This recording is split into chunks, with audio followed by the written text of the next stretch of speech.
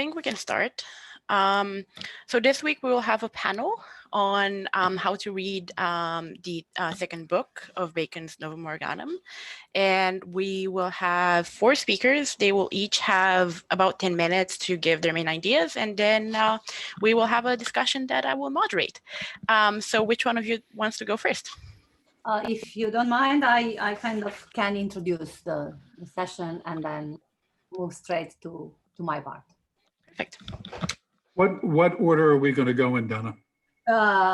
It's after. I will introduce the discussion and then I will present my part, and then you will go on next, and then Elodie will go on the third, and then Ori will go on the fourth, and then we open the floor for discussions. That's fine. Right. So then let me begin. And Claudia is going to operate the spotlight or the speaker's view. So today we are going to talk about a book that very few people have read, or at least very few people have read in the 17th century. And even fewer were those daring to claim they have understood it. We can find all sorts of quotes, which I'm not going to show today, but trust me, there are a lot of people who have abandoned the book, telling that they couldn't understand what is this about, or many have started and declared themselves puzzled and lost. And very many people have read this Bacon's Novum Organum selectively. Some concentrating on part 1, Theory of Idols, others concentrating on various parts of book 2. For example, the aphorisms on the form of heat were published separately in the 17th century as part of the Silva Silvarum. Also, a very well-read part of book 2 is the list of simple motions. This was also translated into English and published separately as part of the Silva Silvarum. So at some point, the most read collection of Bacon, the Silva Silvarum, contained parts of book 2 of the Novum Organum that we are going to discuss today. And of course, the prerogative instances or the instances of special power were also read many times separately by those interested in, let's say, the experimental Baconianism. And maybe it would be nice to remind you that it's not only that this book was not much read in the 17th century, it's not only that this book was declared to be difficult and problematic. I'll show you a quote with this intent, but it was also a book with a very unfortunate posterity. So think of the 2 plans to translate the Novum Organum into English. One in 1670, basically aborted. Clearly the translator at some point either lost interest or got himself lost. He translated and abridged some parts of book 1, and he did some things on book 2, but those things were very unsatisfactory to everyone, including himself. So what was published in the end as the first translation of the Novum Organum, again appended to the Silva Silvarum, is a very weird abstract that actually awaits to be investigated nowadays. And this has not ended in the 17th century, because if you think of the 19th century edition of the Novum Organum, the one that has been published by Spedding in his Complete Works of Bacon, that's also a very unfortunate piece of work. We don't even know who the translator was. It was a graduate student, we were told. And the critical apparatus of that, of the Novum Organum in English, the 19th century Novum Organum, is not finished. Not only that is not finished, but Spedding in the preface is very critical of what has been published as a critical apparatus of this translation, and he's distancing himself, saying that he didn't have time to do a better job. So a book with an unfortunate posterity. And yet, this book became very prominent in the 19th century, and somehow up to the 20th century, most philosophers were trained to read Bacon through the lenses of the Novum Organum. Bacon was the author of the Novum Organum in the 19th and 20th century in a way that would have been very unfamiliar to a 17th or 18th century reader. And maybe, I don't know, maybe that's a subject for a later question and answer session or for another session. But maybe the extreme popularity of the Novum Organum in the 19th century has nothing to do with Bacon and Bacon's project, and has a lot to do about the popularity of inductive logic and the wish of philosophers who are building an inductive logic to build a genealogy of their own projects, and they just use Bacon as a pretext or as a founding father or whatever of their own field. So for all these reasons, our question today, how to read the Novum Organum, is quite important. It hasn't been really answered properly, in my view, and it's relevant and interesting. And as you will see, we will propose very different readings to book 2 of the Novum Organum. So actually, my surmise is that the discussion today will be probably just what they are calling a kick-off meeting for a further discussion and probably a workshop, because the thing is difficult. So what we are going to do is that we are going to give brief statements on the following points. I will talk about how book 2 stands in relation with other parts of the Instauratio Magna, and the general question is, can we read book 2 detaching it from the rest? And then I think Elodie is going to speak about how can read the Novum Organum as a book on logic. I was wrong at the beginning, so I think Elodie should come next. And then Garber is going to integrate book 2 of the Novum Organum with Bacon's speculative philosophy. And then Ori will speak about one of the central notions in book 2, the notions of form. Each of us is going to try to stick to 10 minutes. And then we are going to open the floor for discussions, and we have Claudia to moderate us and keep peace. And we will take questions both here and on the YouTube. For those of us watching on YouTube, please write the questions down. For those of you on Zoom, also please use the chat to give us a hint of the nature of your questions so that we know how to order them. Right, so my task now would be to talk a bit about book 2 of the Novum Organum and how does it relate with the rest. And I have prepared a couple of slides that I'm going to show you. Not like this, but I have to share the screen first. All right.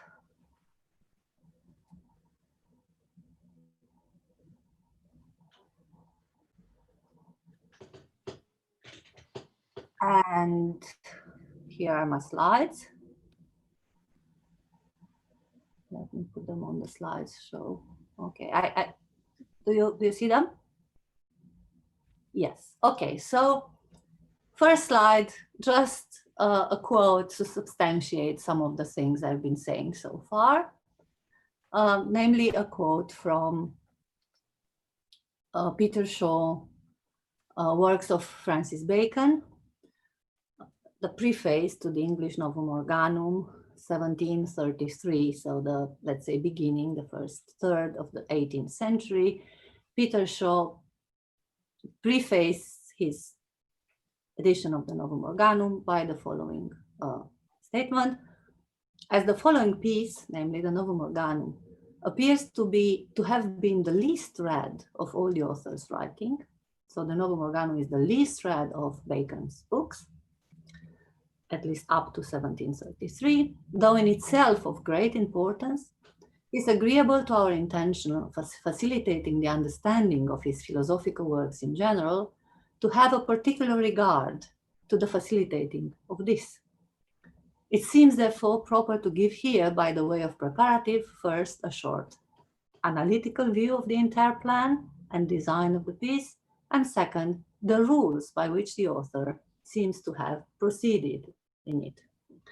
And then what follows is basically a rewriting of the Novum Organum, something that many of the translators and editors felt the need to do.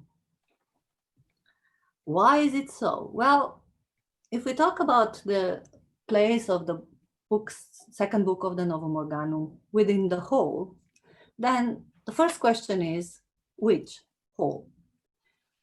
Which book are we talking about? There is a 17th century book called the Novum Organum Scientiarum. It was published in 1645 and republished ever since.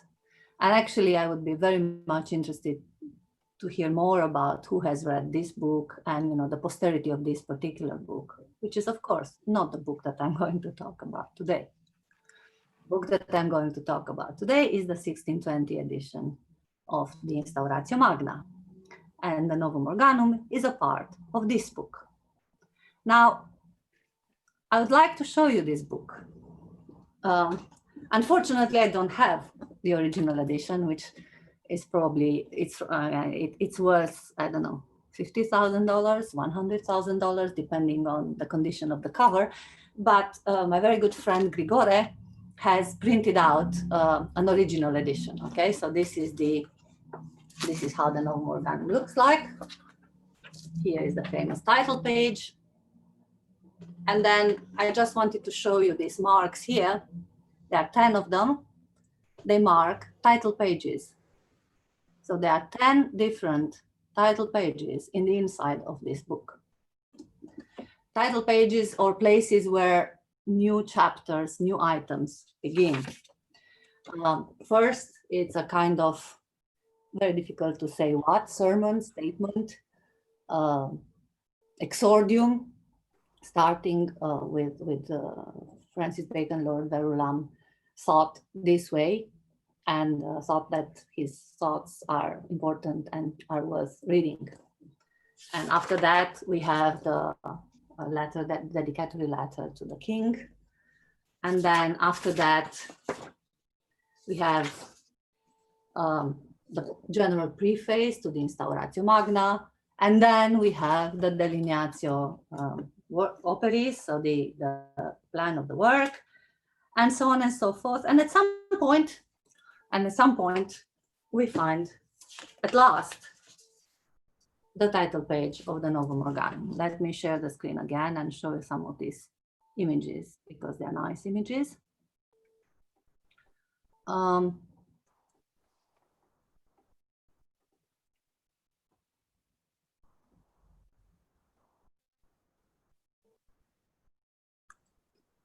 So my general claim in what I'm going to say is that this first edition is built like a labyrinth.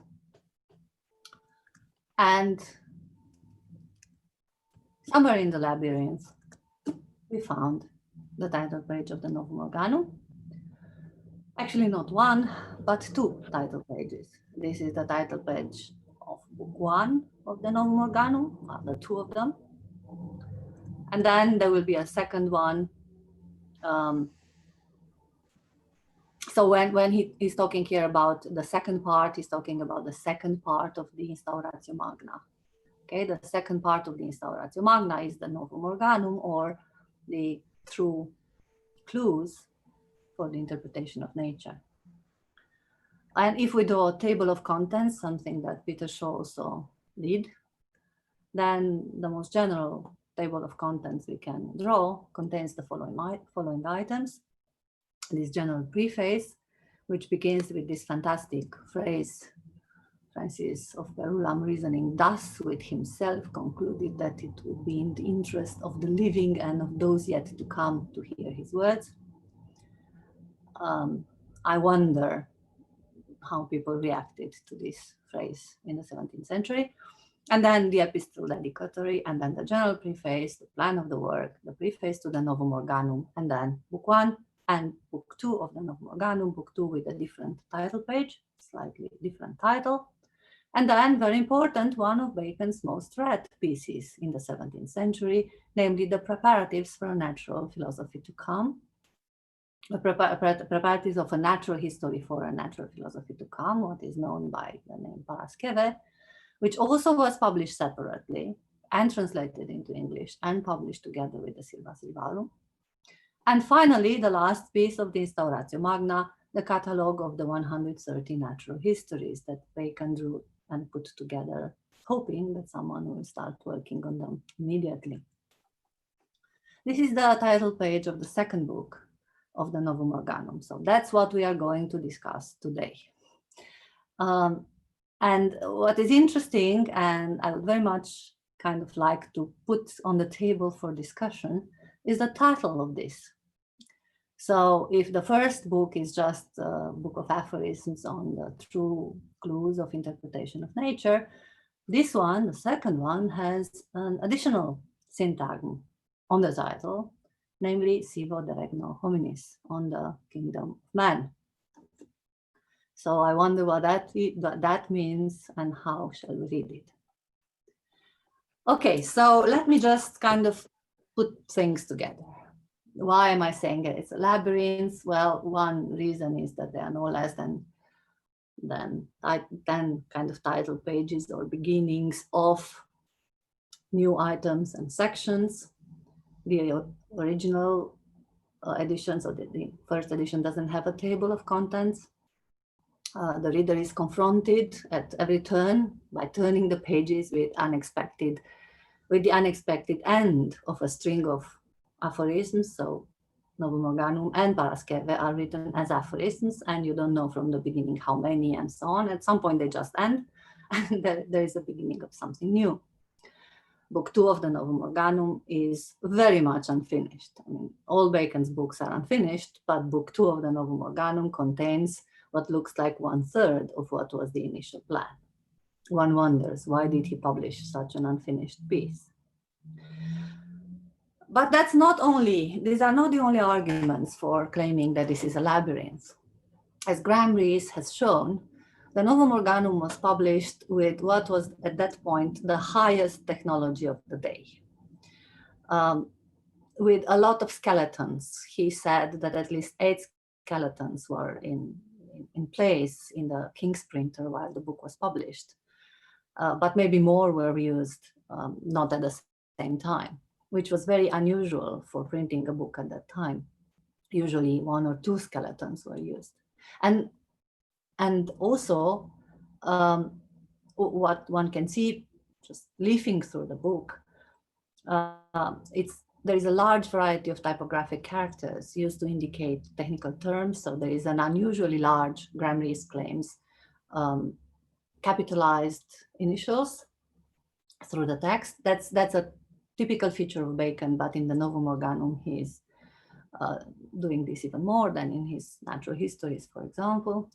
And then he's using all sorts of different typographical characters for the beginning of new sections, for tables, for subtables, for lists, etc. So this is, in a way, typical and characteristic of Bacon's supervision of his books. But in the Novum Organum, maybe also because at that time he was Lord Chancellor and had ample funds, and the book is a very beautiful piece of work. Clearly no expenses were spared. He overdid this a bit. And this is also why the reader looking through the first edition might have the feeling that one is in the labyrinth, and there are all sorts of clues thrown in our path, but we don't quite understand how to read them. Okay.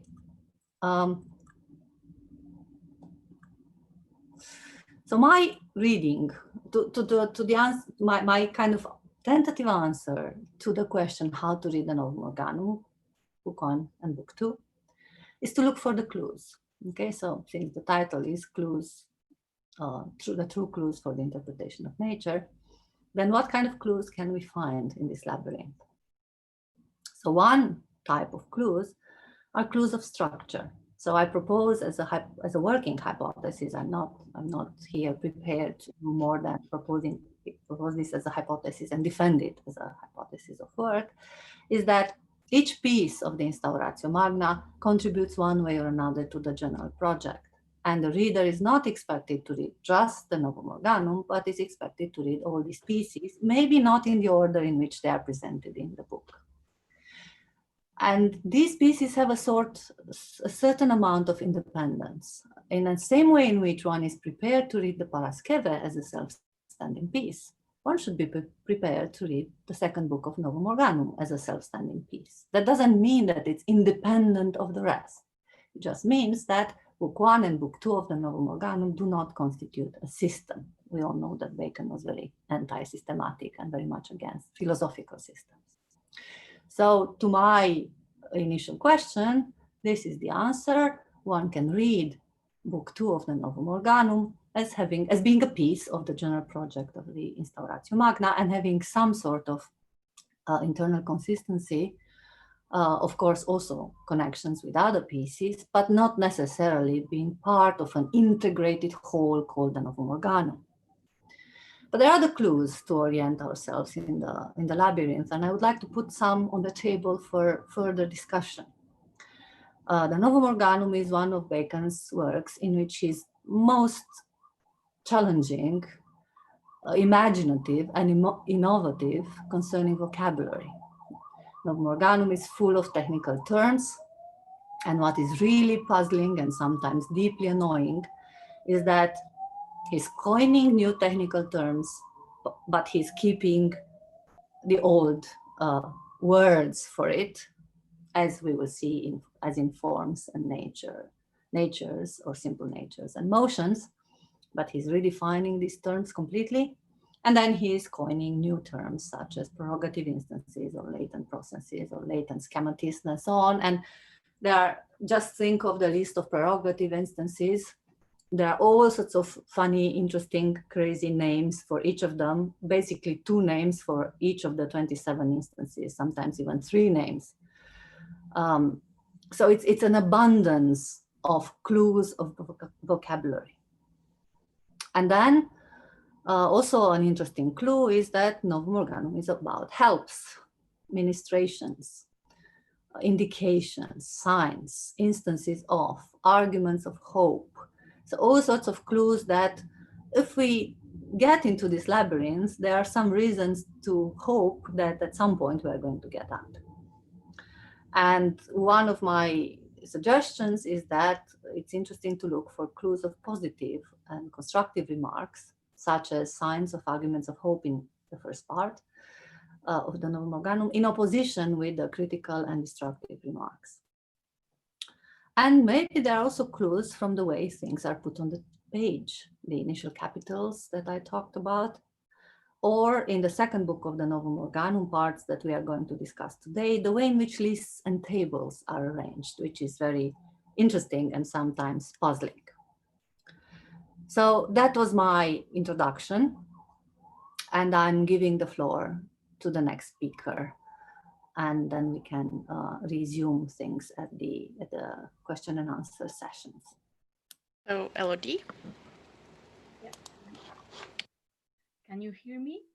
Yeah. Yes. Yeah, okay. Well, hi, everybody. Thank you, Dana, for having organized this session. And I'm going to begin. I've got a screen there, so my eyes will move, but that's okay. Well, the question how to read the second book of Novum Organum, I agree, has seldom been tackled so far, and very likely because the second book of Novum Organum is huge and hard-going. I would like to thank you, Dana, for inviting us to consider such complex question. As for me, I will contend that Book 2 of Novum Organum is the second book of a book of logic. And in order to defend this claim, I shall divide my presentation into two parts. I shall begin with emphasizing that Bacon conceives of the whole Novum Organum in terms of a book of logic.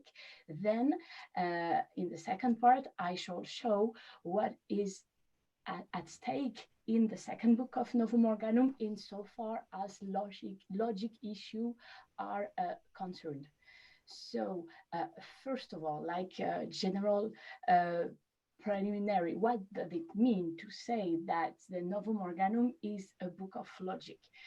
It means that Bacon's Novum Organum provides an illustration of a philosophical gesture that plays a pivotal role in the building of early modern philosophy.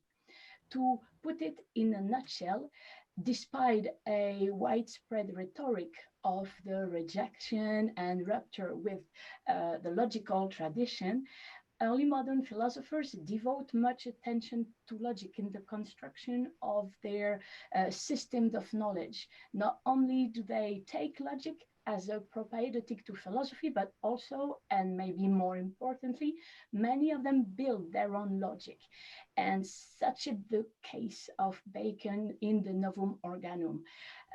From the very first histories of early modern philosophy that appear in the second half of the 17th century in France or in England, for instance, to the building of philosophical national identities for institutional and pedagogical purposes in the 19th century, Bacon has frequently been portrayed as a founding figure of the philosophical modernity, as the author of the Novum Organum, as you told us, Dana, but also insofar as the Novum Organum is the book of logic, as the author of the Novum Organum, that is, as a contributor to the field of logic. But nowadays, while Bacon still is credited for the invention of a new way of reasoning, his presenting of this art in terms of logic tends to be maybe overlooked by scholars. And my suggestion is that a consideration of this category can offer useful insight into the structure of the Novum Organum. So why is that so? There are two reasons for that. First reason, to begin with, logic is an actor category. It is resorted to by Bacon in order to inform his readers of the disciplinary status he has attributed to the book taken as a whole.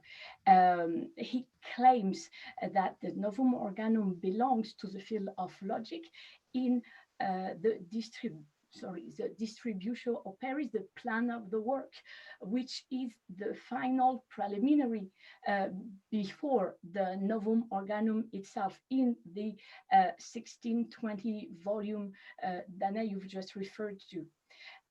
So at the very beginning of the volume, we have this assertion, and at the very end, we find a similar claim in the last aphorism of the second book of the Novum Organum. Bacon uses again the category of logic.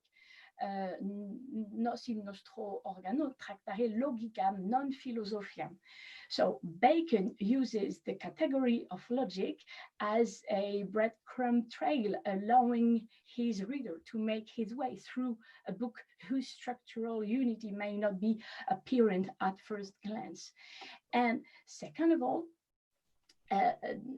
Bacon does not use the category of logic as a pre-established disciplinary classification tool that is like as a general label to stick on the Novum Organum prior to reading it, save for erudition purposes. This category has an intrinsic heuristic value in that it precisely indicates what the Novum Organum is about. Let us consider the very title, Novum Organum, while the word organum attests to the inscription of the book within the framework of the history of logic. understood as a discipline which stems from Aristotle's organon, the adjective novum reveals in Bacon's intention to contribute to a renewal of this history. This duality, which Bacon also elaborates on in texts such as his 12th of October 1620 letter to King James I. This duality has been accounted for in historical terms. The sources of Bacon's knowledge of Aristotle's logic have been identified. Maybe when he was in Cambridge, he may have purchased a copy of the Organon translated into Latin by Boëtius, but most of all, while studying there, he received a logical training from dialectic handbooks, such as Rudolf Agricola, De Inventione Dialectica, and John Seton Dialectica. So he accessed to a simplified treatment of Aristotle's Organon.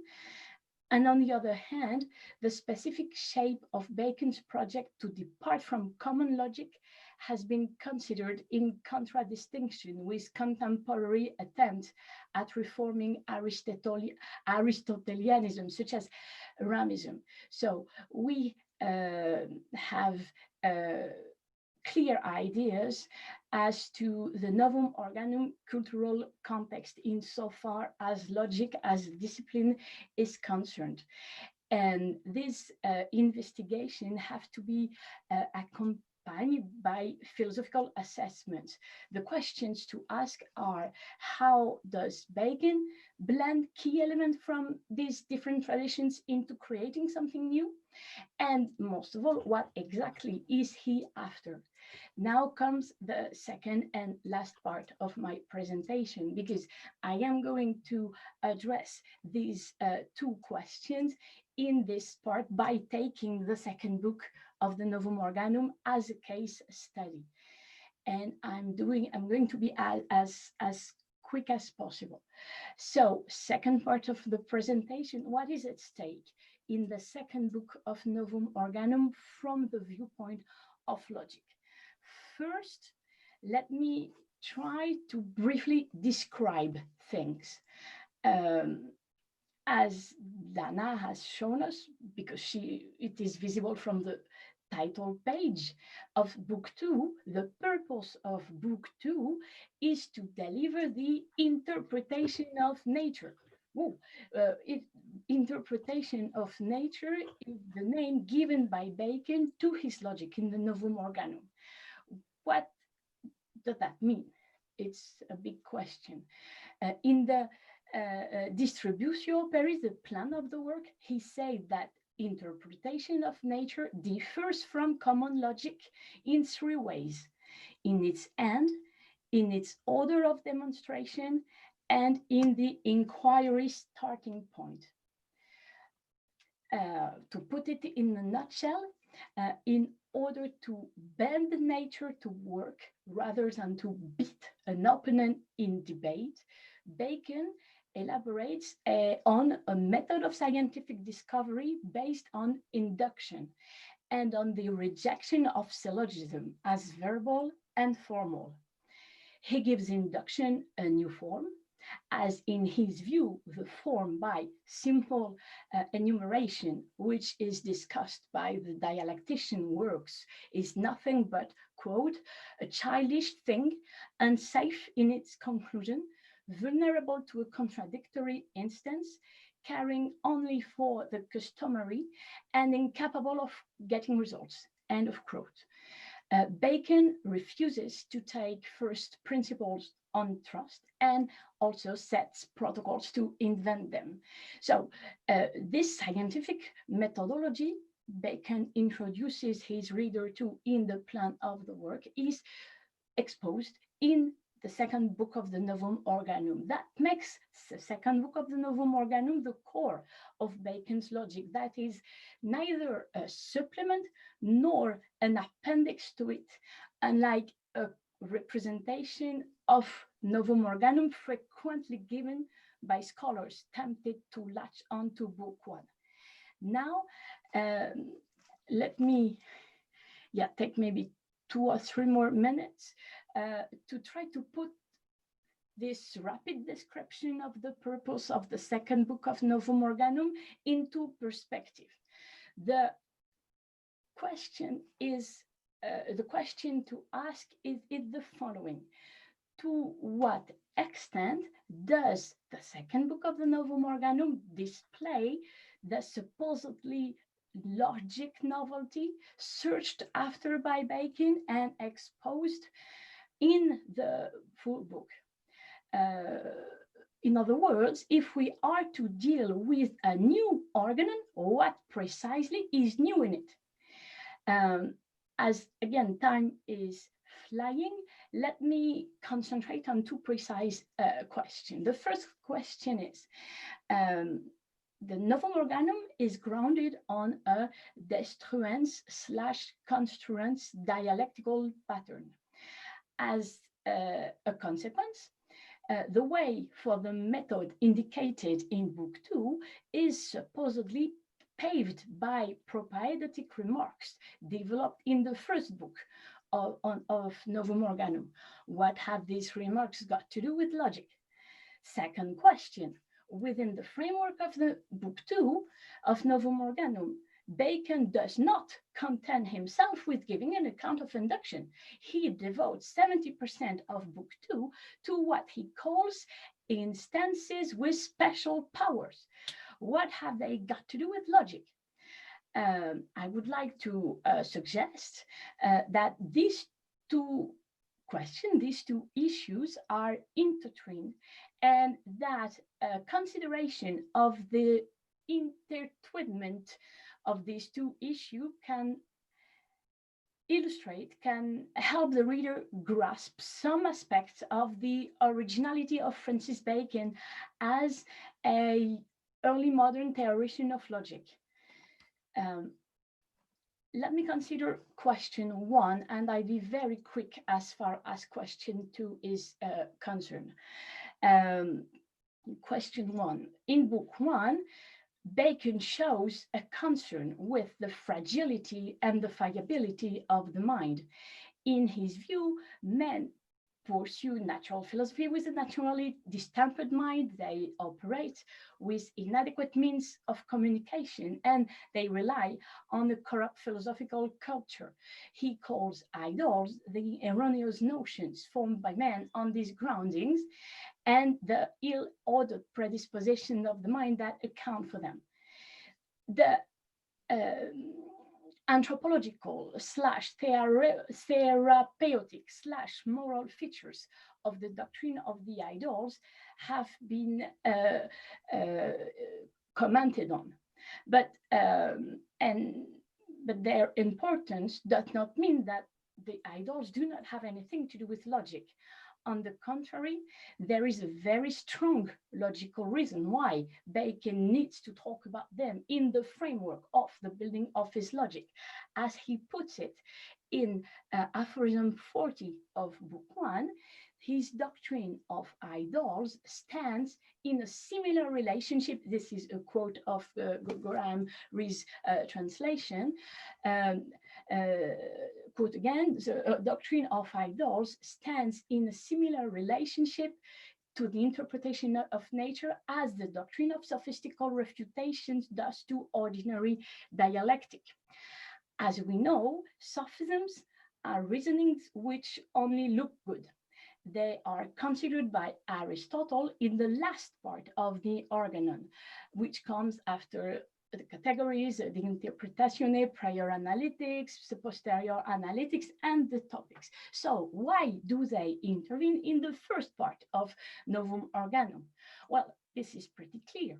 Bacon's idea that no sound reasoning can proceed from ill-determined notions, okay, commands a massive rejection of syllogism, but it also imposes a denunciation of all the badly constituted logic communists of the mind is full of. To what extent that this account of the idols in terms of sort of sophism paved the way for the logic theory developed in book 2? Well, once again, the suggestion is this. Once badly constituted loci communes are identified and to some extent cleared out, there is room for well-established one. And such may be the part played to some extent by the instances with special power. I will follow here on the suggestion made by Stefan Gauproger in his book on Bacon. And he suggested that they can be read, the prerogative instances with special power, as playing the function of topics. It is a suggestion I will follow, and it seems to me that it reveals some aspects of the originality of Bacon as an early modern theoretician of logic.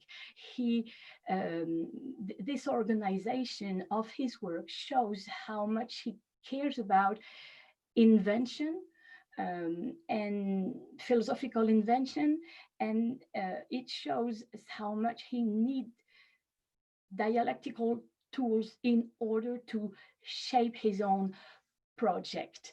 And this may pave the way for a new understanding of the part played by logic in the building of early modern philosophy. Thank you.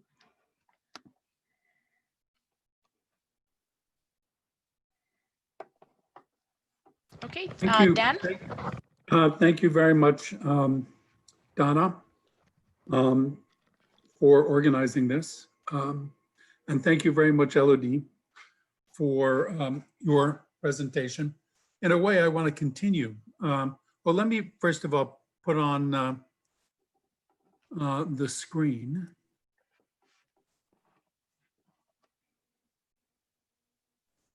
Okay.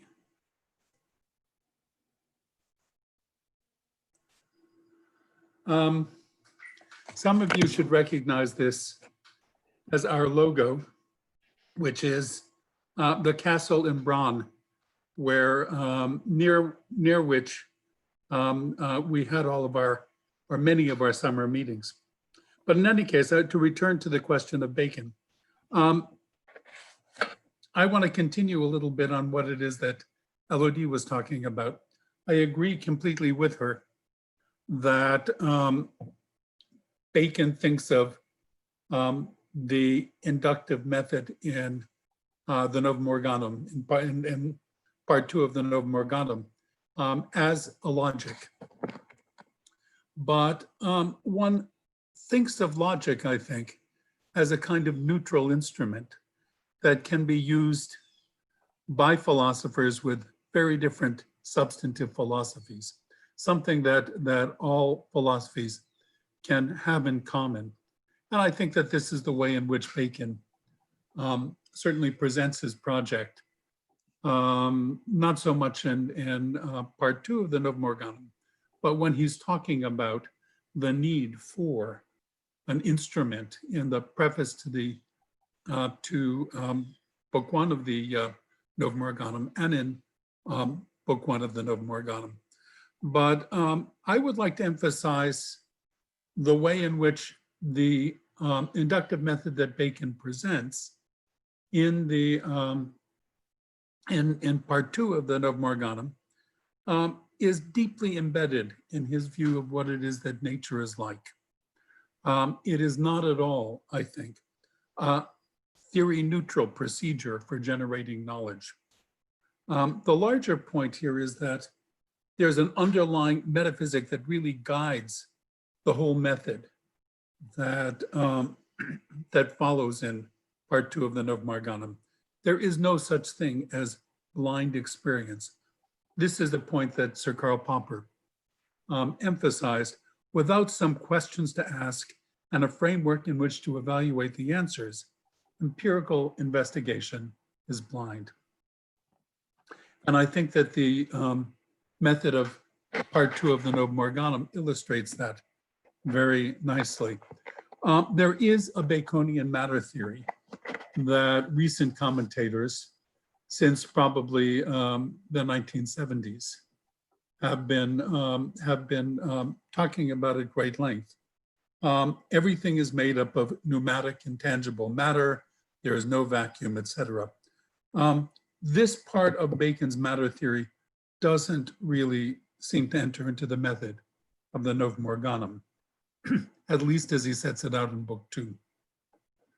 But there's another aspect of the matter theory that does, and I think really shapes what it is that's going on.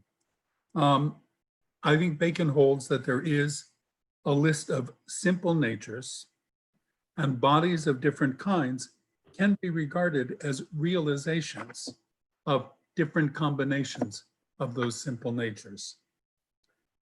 Second of all, for each simple nature, there is a kind of recipe for producing it in bodies. These recipes are what he calls axioms in the beginning of part 2 of the Novum Organum, and involve knowledge of what he calls forms. Ori is going to be talking more about forms later, but it's going to be unavoidable if we're going to be talking about the method.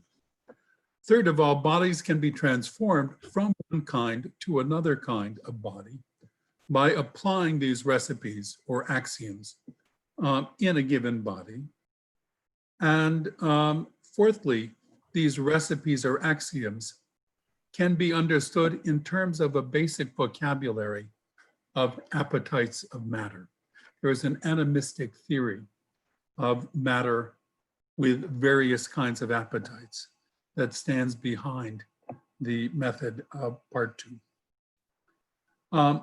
And roughly, this is the metaphysical picture that underlies the method. This, by the way, is a somewhat simplified and abbreviated account of what Bacon is doing. In 10 minutes, we obviously can't go into all of the details. So first of all, this is from Novum Organum, part 2, section 1, which tells us about what it is that the point of investigation is. The work and aim of human power is to generate and superinduce a new nature or new natures on a given body. The work and aim of human knowledge is to discover the form or true difference or natura naturans, or source from which a given nature arises. And then he goes into primary and secondary, further elaboration of this. So this is the point of the investigation, is to ultimately be able to generate and superinduce new nature or natures on a given body, and in that way to transform bodies from one kind to another kind. This is what he sets out in the very beginning of part 2 as the goal of investigation. Now, second of all, these bodies can be thought of as collections of simple natures. The prescription or axiom concerning the transformation of bodies is of two kinds. The first looks on a body as an array or conjugation of simple natures, or troop actually is the word in Latin. I've altered, this is the Oxford Francis Bacon translation by Graham Rees. I've altered it in a little bit. For instance, in gold, these things come together. That which is yellow, that which is heavy up to such and such a weight, that which can be beaten or drawn out, et cetera, et cetera. So gold is just simply a concatenation, can be thought of as a concatenation of simple natures that come together in bodies. There is another kind of axiom. I'll talk about that in a moment. And an axiom is going to be a formula for transforming bodies from one kind to another.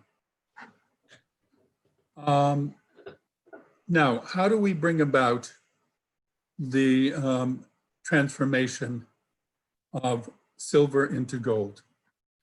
To do that, we need to know the form that is connected with the simple nature. And here is the definition he gives of form. For the form of any nature is such that if it be in place, the given nature invariably follows. Thus it is constantly present when that nature is present and universally asserts it, and adheres in the whole of it.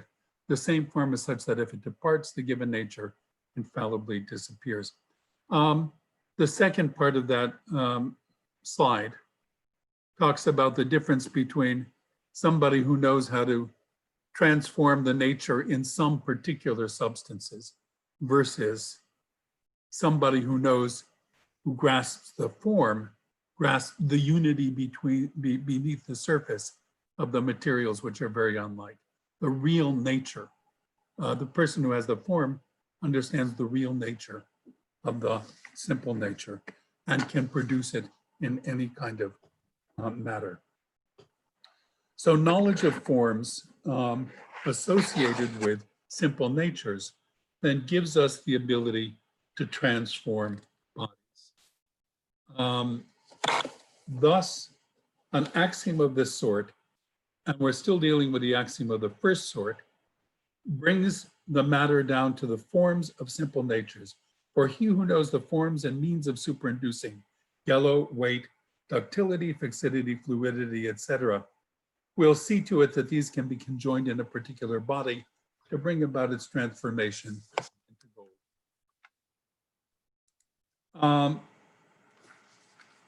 Now, just a couple of complexities in, here we are in section 5, or aphorism 5 of part 2. First of all, there is an axiom of the second kind, a kind of way of producing transformations of a second kind. And this is through what Bacon calls the latent process. That is, by following out the way in which gold is produced in nature and imitating that in the laboratory. So that is a second way. Bacon, in the example that he gives in the beginning of the Novum Organum of the use of his method, is actually talking about the first way, transforming bodies through knowing the form connected with a simple nature. He's giving, the example he gives is the form of the simple nature heat. And these two kinds of axioms that I've been talking about, one through knowing the form, the second through knowing the latent process, the way in which things actually happen in nature, are connected with the project of transforming bodies. In aphorism 5, Bacon suggests another kind of project that one can do. We can use the investigation of the second kind of axiom to investigate other things in nature. For example, the latent process of digestion is an example that he gives. But he doesn't actually work that out in any detail. The main example that Bacon works out in the Novum Organum in part 2 is finding the form of heat. Heat is a simple nature. It has a form. Once we know the form, we'll be able to induce heat on anything. And here we're dealing with what he called the axiom of the first kind. My point here, first of all, is this is a project for transforming bodies, and it presupposes that the world is made up of bodies that are concatenations of these simple natures, each of which has a form. Furthermore, it assumes that the form is given in terms of a particular conception of the way in which the natural world is structured. And that's what I'm going to try to argue by looking at the example of the form of heat. After doing the natural history setting things out in tables, which is what it is that he does in the next stage of the beginning of part 2, is Bacon presents what he calls the first vintage of the form of heat. And this is the first, the general statement. Each and every instance indicates that the nature, which heat is a limitation, is motion.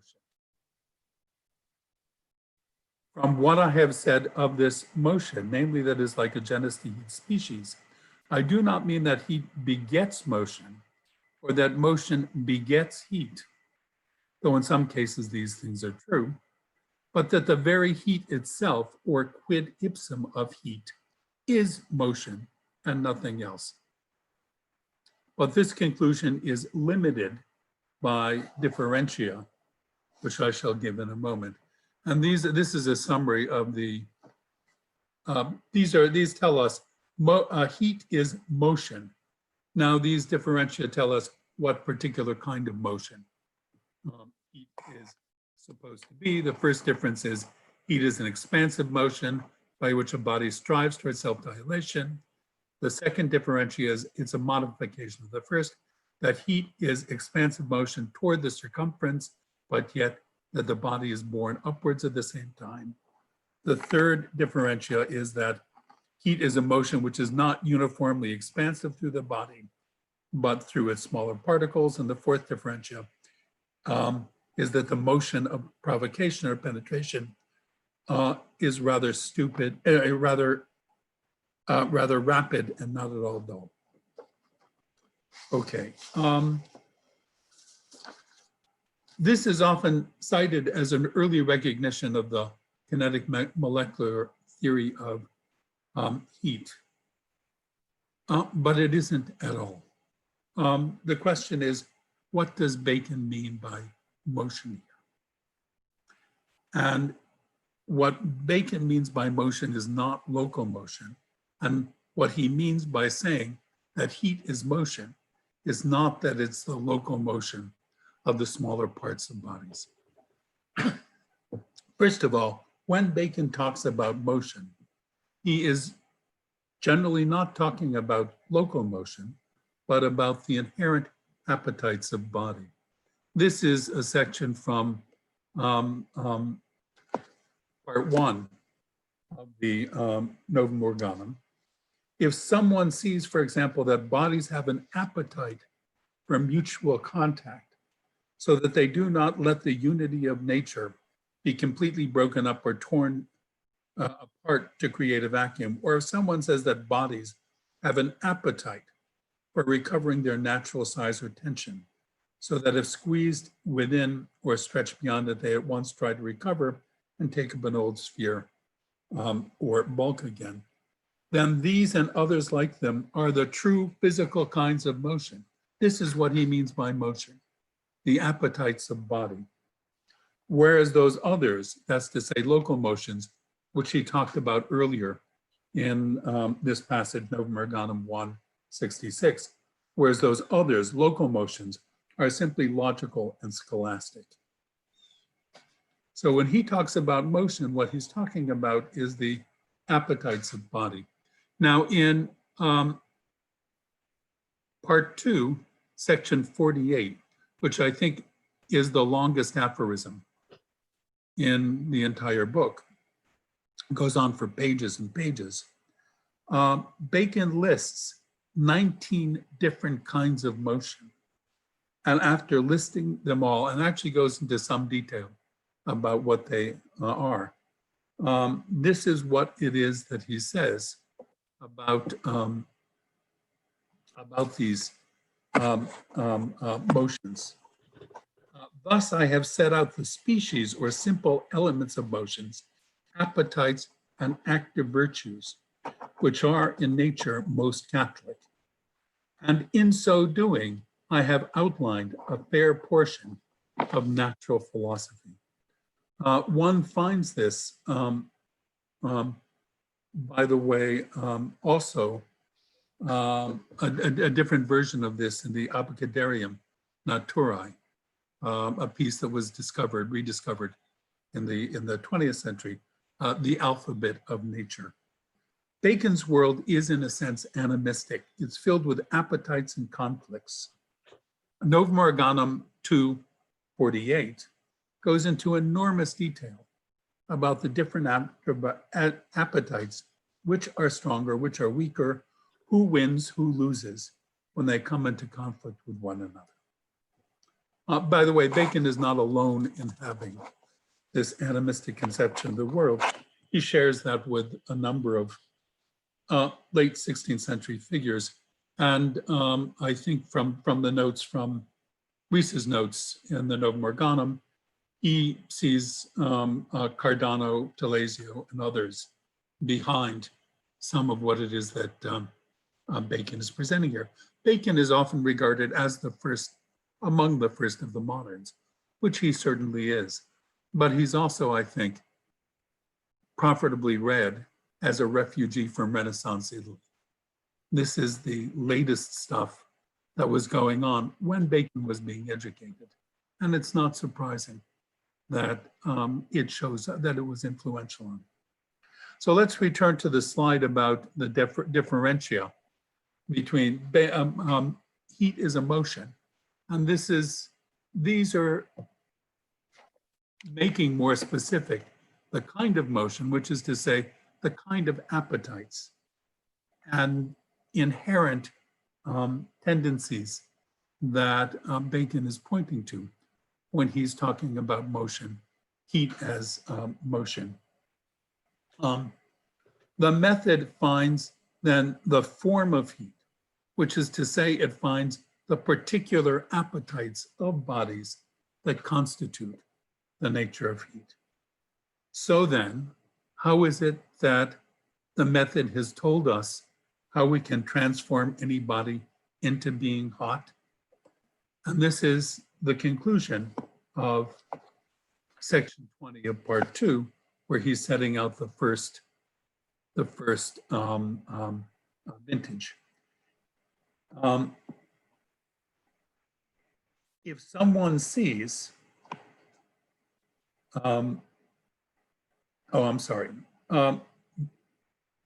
if in any body you are able to excite a motion of self-dilation or expansion and repress the motion back on itself in such a way that the dilation does not move forward smoothly, et cetera, et cetera. If you do this in any kind of body, then you have imposed the simple nature of heat on that body.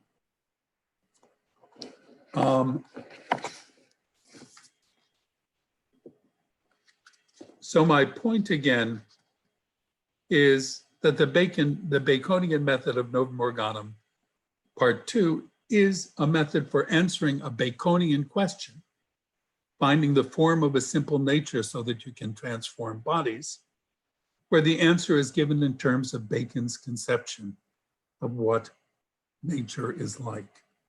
Simple natures, forms, appetites. The project is to transform nature. Bodies are understood as collections of simple natures, and each simple nature has a form, where the form is given in terms of a predetermined animistic metaphysic of body. That is a listing of possible motions, that's to say appetites of matter. So the Baconian method is not a neutral tool to discover the way the world is, but a tool for giving Baconian answers within a Baconian world. So I want to leave you though with a last question. Can Bacon use his method to derive the conception of body, which he presupposes in his method? Or is this inevitably an assumption that is simply brought to the method by Bacon? And in the spirit of our summer meetings in Transylvania, in Braun, I would like to invite you all to have a sip of Palinka. Thank you very much. Thank you, Dan. Thank you, Dan.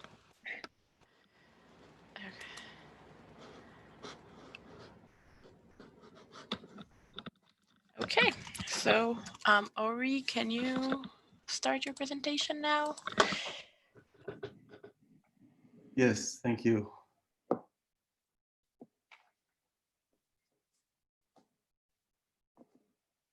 Okay. Thank you, everybody. Thanks, Dana, for inviting me to participate in this.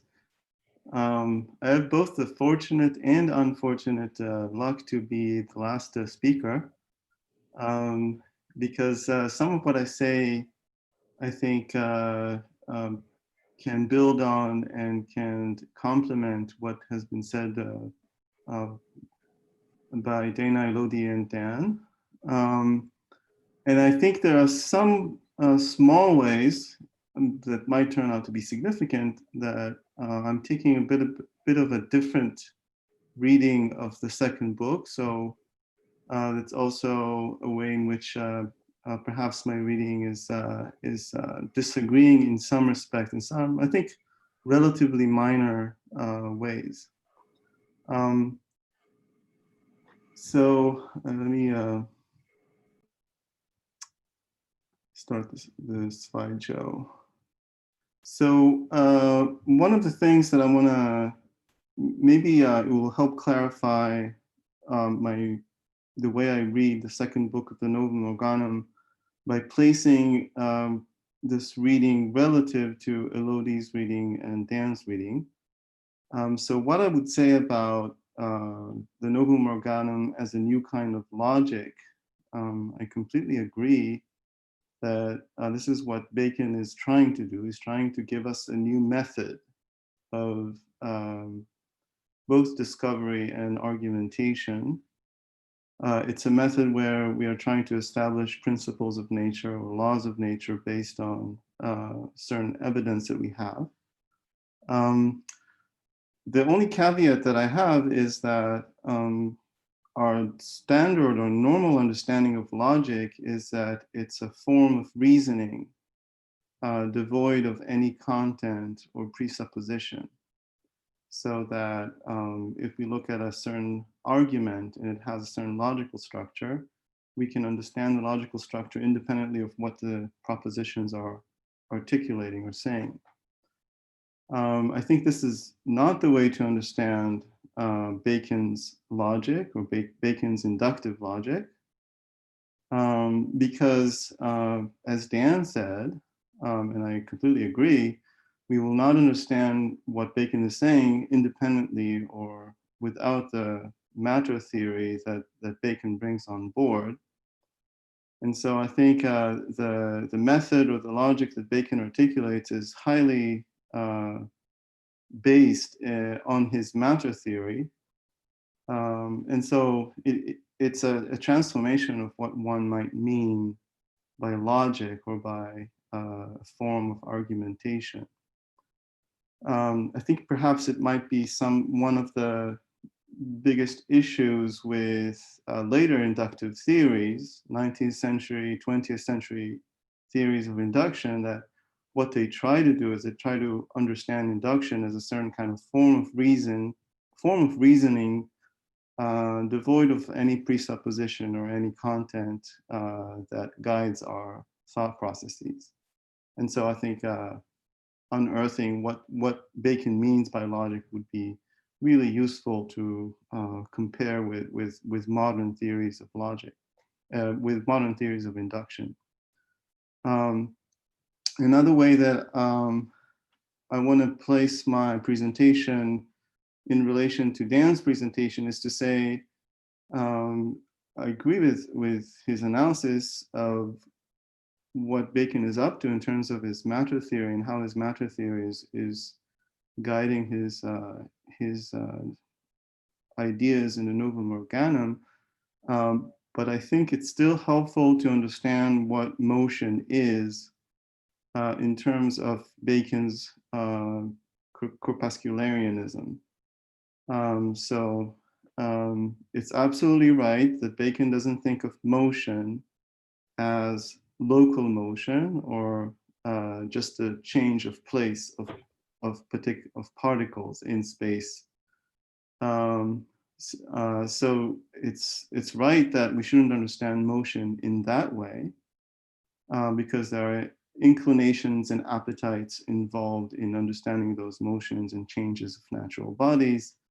But still, even though that's correct, we still need to bring in the corpuscularian background to understand what motion is, because we understand many of the claims that Bacon makes by thinking about motion as some sort of change in the corpuscularian arrangement of the parts of which a body is made, or maybe the parts of which two bodies are made.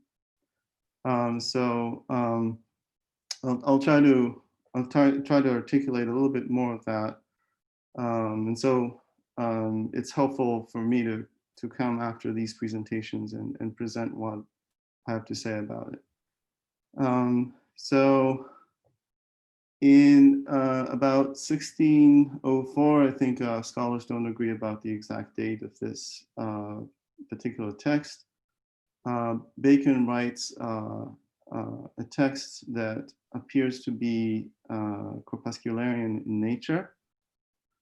The text is entitled Cogitazione de Rerum Natura, which obviously is implicitly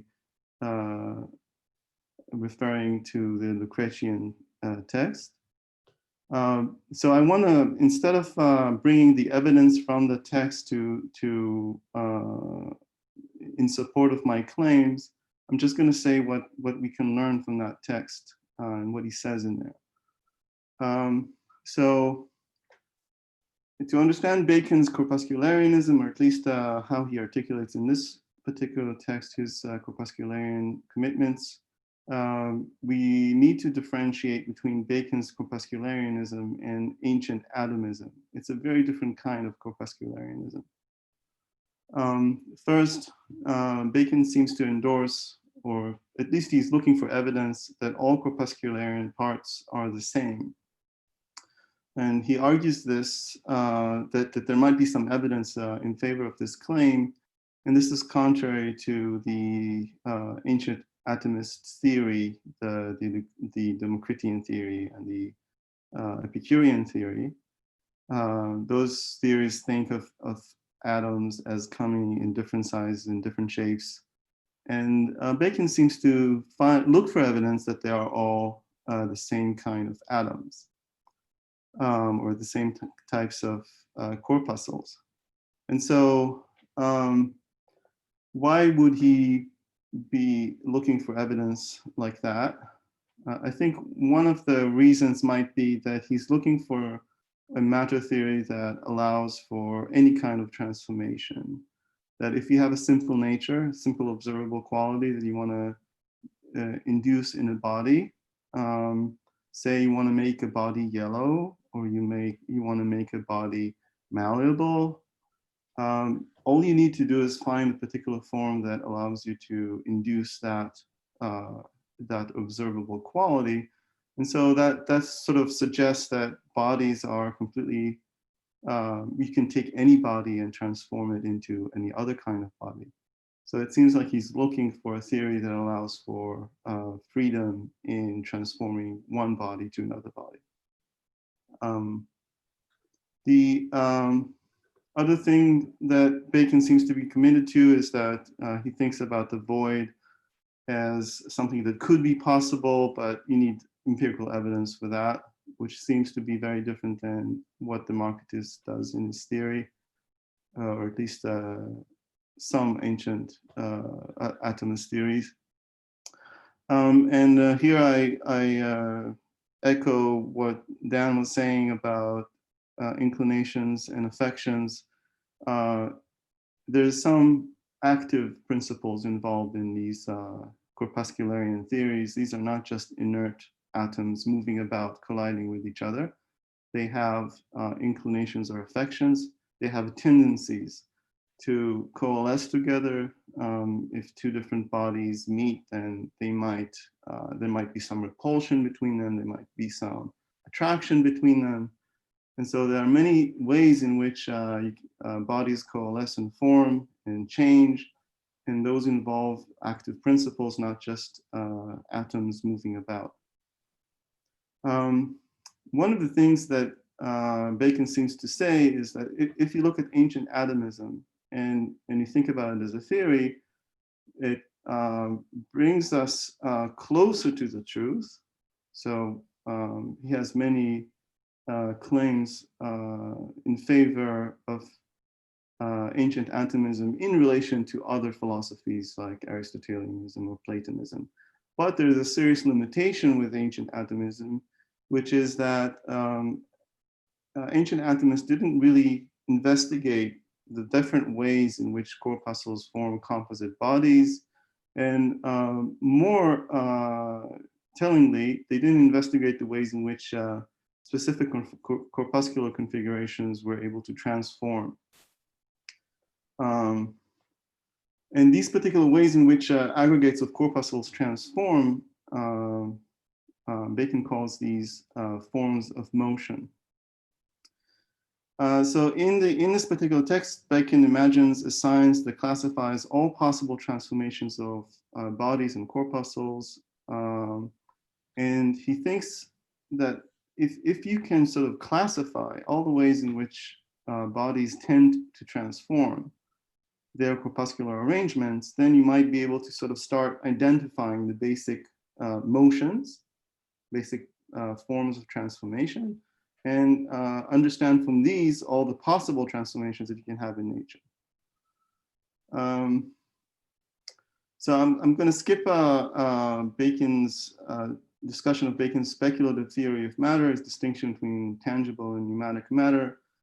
To me, it seems like all of this emphasis on the speculative theory of matter is an emphasis trying to form a certain kind of systematized way of talking about all of these basic forms, basic tendencies of bodies to change their corpuscular configurations. So here I have all kinds of texts that I've taken from the earlier text, Cogitazione del Rerum Natura, and I'm going to skip those. If people are interested, we can go back to these. So let's jump to the Novum Organum. So first of all, we need to, in order to understand the Novum Organum, the most basic thing that you need to do is to understand what Bacon means by simple nature and what Bacon means by the technical notion of a form. I think, or my thesis is that we can use that earlier text from 1604, if it is the correct dating for that text, to understand the notion of a form, and so shed light on the second book of the Novum Organum. First of all, simple nature, as Dan said, is just the basic assumption is that all bodies are aggregates of these simple natures, which you might think about them as some sort of an observable quality that is basic, so that you don't think about a simple nature as something that can be decomposed into further natures. A body is an aggregate of some simple natures, and we are looking for the form of each simple nature. And the purpose of the inductive method, really, the main the main target, or the main task for the inductive method is to discover for each simple nature the particular form that generates that simple nature.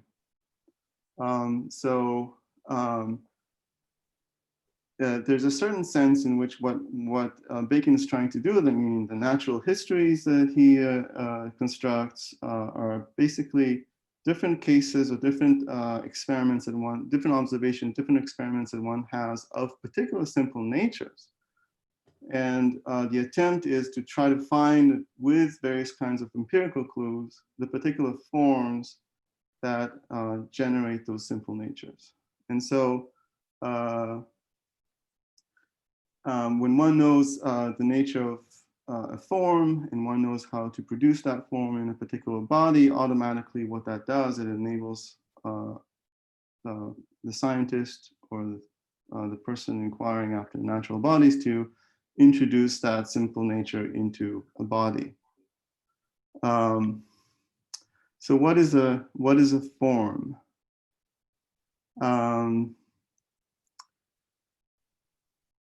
The various ways in which Bacon talks about form, which these ways are kind of confusing because he uses different sets of descriptions in different places, and it's kind of difficult to sort of construct a very discrete and precise meaning associated with that word, which I think is one of the obstacles in trying to form a good interpretation of the Novum Organum. But so he says, for nothing exists in nature except individual bodies which exhibit pure individual acts in accordance with law. In philosophical doctrine, that law itself and its investigation, discovery, and explanation of it are taken as the foundation for both knowing and doing. It is this law and its clauses which we understand by the term form, especially as this word has become established and is in common use. So I don't know where it's in common use to think about form as a certain kind of law governing individual acts of individual bodies. It's not in common use, but what I think we can, using the corpuscularian background and using the notion of a law and the notion of an action, I think one of the ways in which we can try to make sense of this is to say, when we have certain kind of tendencies of bodies that we can identify, and those tendencies are described by looking at how corpuscular arrangements change, or the principles or the laws that govern those changes of corpuscular arrangements, then I think we can understand what he means by the notion of form. And this is also something that resonates what he said in the previous text that we talked about, and when he talks about forms of motion, when there, motions meant basically the changes in corpuscular arrangements. Whenever Bacon talks about form, he often talks about hidden structures and hidden processes. So the way I read this is to say hidden structures are the unobservable corpuscular arrangements, and hidden processes are the ways in which corpuscular arrangements change. And we can, if we understand it in this way, we can understand why it's always good to investigate hidden structures and hidden processes in order to understand what the forms are. If we understand how those corpuscular arrangements change and the typical ways in which they change, then we understand what it is that can produce a particular simple nature that we observe. So I want to skip. I think I'm overextending the time that I was allotted. So I just want to summarize. I think Bacon endorses a kind of corpuscularianism that involves appetites and affections. He takes forms to be the types of corpuscular arrangements and tendencies, inclinations to change those arrangements. The project described in the Novum Organum is a reductive project of taking an observable quality, a simple nature, and reducing it to an underlying corpuscular arrangement or the typical changes in those arrangements, and which leads me to say that the inductive inference involves theory, because it involves corpuscularianism.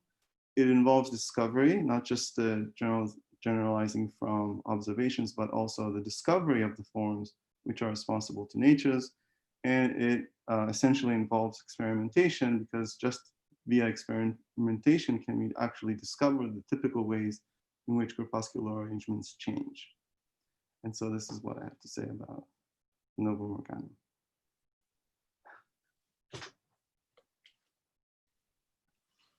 Thank you.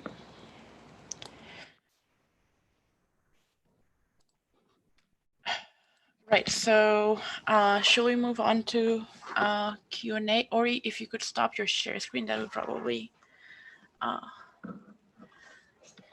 be good. So we have a bunch of questions already, but please write your further questions in the Q&A. We're going to start with a question from Mike Jacovides, which was already kind of addressed in the Q&A. So Mike, if you could like read your question quickly, and then Dana can address it again. Thank you. I'd like to talk. So the question is, how does aphorism 36 and the discussion of instantia crucis fit with our thesis that book 2 is a labyrinth unread in the 17th century? Boyle and Newton talk about experimenta crucis, and Bacon's text is the source of the English word crucial. Is this an exception to the rule, an illustration of the thesis, or some third thing?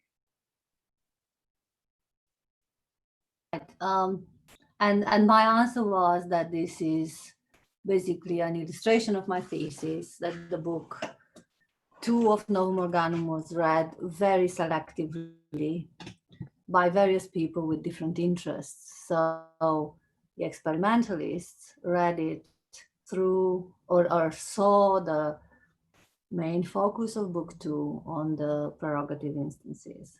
And a lot of work has been put into prerogative instances. There is a very interesting correspondence in the 1660s in the Royal Society going on between Boyle and Beale and Childray and other people that are founding members of the Royal Society, to the extent of translating the Novum Organum for those who are reading the Silva and are doing natural histories to have a sort of help in their natural historical work. So in a way, 17th century read the Novum Organum as a help to do natural histories, and not the other way around, as we tend to read it, or 19th century read the natural history as merely a preparative investigation, which is not that important for the building up of the true philosophy. No one in the Royal Society even dreamed about reading it this way. They saw as the main Baconian project, the main project of the Instauratio Magna, the building up of what they called inductive natural history. And they thought that the prerogative instances can help them build up good natural history. So for example, the crucial instances were, and in general, all sorts of experiments of light, all sorts of things that are part of the second part of the Novum Organum were kind of used to build up natural histories. Why? Because Bacon claims in the Paraskeve that the way to build up a natural history is by starting with the prerogative instance. You choose a prerogative instance and then develop from there a string of experiments that, if properly addressed and done with a good method, will lead to a good natural history. And that's how people treated, well, experimental philosophers in England in the last part of the 17th century treated the second book of the Novum Organum. I guess as a quick follow-up, do you think they got it right? I mean, do you think that was Bacon's intention, and not only was he read in the 17th century, but he was rightly read in the 17th century? Well, that's a bit difficult to say. In some respects, in some respects they did get it. Well, if they, again, my proposal was to see Novum Organum as a part of the first book of the Instauratio Magna, as a part of the Instauratio Magna, okay? To look at why did Bacon publish that volume in 1620s? He didn't have the natural histories. He didn't finish. It's debatable whether book 1 of Novum Organum is finished, but clearly book 2 of the Novum Organum should have had at least 3 or 4 more parts, the helps of induction. And they are nowhere to be found. And Bacon never bothered to actually write them down again. So my surmise is that in the form in which this was published, I mean, the project was probably very different, but in the form in which the project was published, what we have in book 2 of the Novum Organum are the following parts. There is a kind of statement, and here I'm with Dan. The general statement is that the purpose is to transform bodies, including our body. And the transformation of our body will lead to the transformation of our mind. Dolores has a question about the prolongation of life. Exactly, that's the point. I have to transform bodies and I have to transform my own body. And eventually this will lead to the transformation of nature and so on and so forth. Okay, that's the purpose. But then how do we do that? And here there are two answers that Bacon is giving. One answer is to say, well, if we would be somehow able to discover these mysterious forms and impose these forms on bodies, then we will be able to produce new natures, new bodies. My impression is that this is a failure, that not only that he doesn't know how to do it, but he never does it. And in the works after 1620, this is an abandoned route. You don't find forms anymore. You only find forms in the Abecedarium Novum Naturae, which was never published and was kind of abandoned, and the manuscript was stolen, and there is a whole story about this. But in the natural histories, this is not present anymore. But then you have a second route of transforming bodies, and that's very present in the natural histories, in the works subsequent of 1620. And this route is through what Bacon calls physics, namely through following the processes of nature. He has this idea that in nature, there are these latent processes going on all the time. And if I cannot find the true natures of gold and impose on iron the true natures of gold, I can at least copy the process, the natural process through which gold is produced by nature. I can look at nature, see how gold is produced, and copy this in my laboratory. Now, I take the prerogative instances to refer mainly to this, and I take 17th century natural experimentalists. I think that this is their reading, okay? Let's find Bacon's processes, let's copy nature and so on. And I think that this, it's correct to the extent to which this is the only thing that seems to work. From the more general and more complicated and much more complex project of the Novum Organum, there are other things there, such as reinventing the whole vocabulary of physics, reinventing the vocabulary of metaphysics, producing this instrument that Dan and Elodie were talking about, the new organon, which are also part of the book too. But somehow 17th century experimentalists saw this main thing, which is there and which is, I think, true and very valuable. Can you say anything about how that relates to the New Atlantis?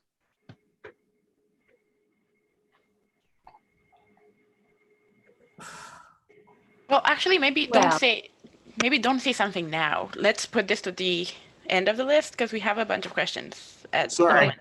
No. Actually, Rodolfo asked a question on the YouTube chat.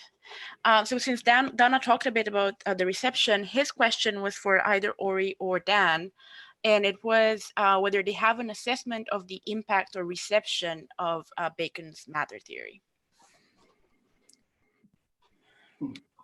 I can say something about that. I think Bacon's matter theory was largely forgotten. I think that when Bacon was taken up by the Royal Society, or by the Royal Society group, starting in the 1640s, 1650s, 1660s, they looked at things like the organization of science.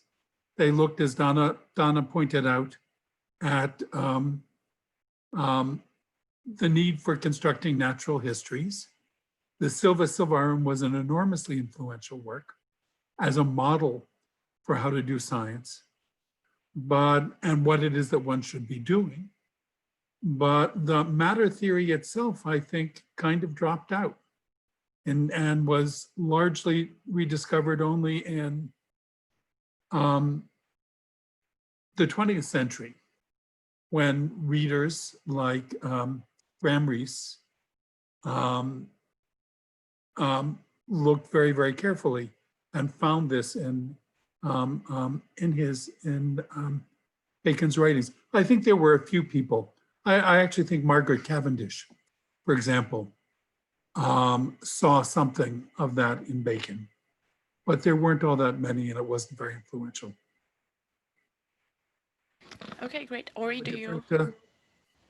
I have a different reading of the history. I'll just be very brief. I think the way in which Robert Boyle connects matter theory and method, and the way in which his corpuscularianism is sort of shaping not just his very general theory of matter, but also the specific ways in which he conducts some of these experiments. I think this is a very Baconian strategy. Although what's particular about Boyle is that he forgets about all the inclinations and appetites. He just keeps a very mechanistic picture of the corpuscles. But the connection between matter theory and experiment, I think, is very much there.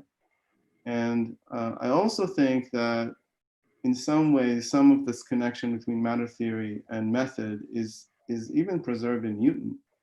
And the way in which Newton thinks about bodies as comprised of corpuscles. And also the way in which Newton brings back in some of the ways in which particles have inclinations. I think this is bringing in some Baconian ways of thinking. So I have a different reading, I guess, of the importance of this connection. But I'm not sure that we disagree that much. One of the things, I mean, certainly, Boyle does see the interconnection between method and matter theory, but his matter theory is very different from Bacon's. I just need to jump in because there are some counterexamples in the Royal Society, especially in cases of contagion and putrefaction that I've been working on that seem to integrate Bacon's matter theory. And I know Guido says, and you say, and everybody who's brilliant says that Bacon's matter theory disappears. But when working on medical cases, I see a very strong influence of Bacon's matter theory on about 20 cases of putrefaction and about 15 cases of contagion. So I'd be interested to hear what you say about that. Well, I would like to intervene here to agree with you, Dolores, that I actually don't think that matters. Well, Bacon's way of talking about processes and about spirits clearly does not disappear. Where I'm, and there are certain examples. I mean, Juana Mate is here with us, and she wrote a paper on Bacon's matter theory and how Ralph Austin and others have taken it over. So there are examples of people who kind of read their Bacon and took some of Bacon's vocabulary. Where I would be a bit more cautious would be to ascribe to Bacon a positive matter theory, especially a corpuscularian one. And I would maybe Bill's question would be now a very good. Maybe Bill wants to ask his question. Bill Eaton. You mean my question about the anticipations of nature? Yes, yes, it's a. Oh yeah, well, you know, maybe he's just being inconsistent, but it seems like part of what Bacon is saying about matter having simple natures and appetites seems to be an example of the sort of anticipation of nature that he rejects in the first book in favor of some kind of observation and then just slowly interpreting it. So is he just being inconsistent, or is something else going on? Yeah, no, I completely agree with you. So if that would be a positive doctrine, if Bacon would have just said, it's you know, it's even ridiculous, you know, because in book 1 he's saying any doctrine is basically a manifestation of the idols.